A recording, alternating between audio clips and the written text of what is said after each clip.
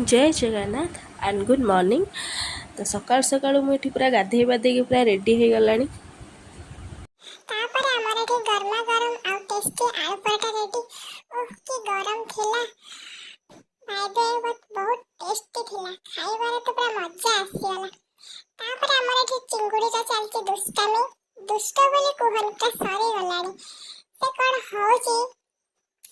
तापर लंच में कले भात डाली सोयाबीन कसा आ उठे बादाम पकड़ी रसुण ए पके उठे चकटा हेतला।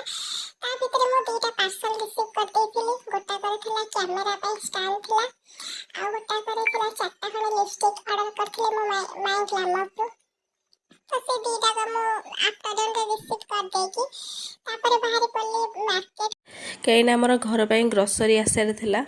ये बापा गाड़ी में लोड करदे देन मु धरिकी पलि आसी। आ भितर आपण मैंने मो चैनल को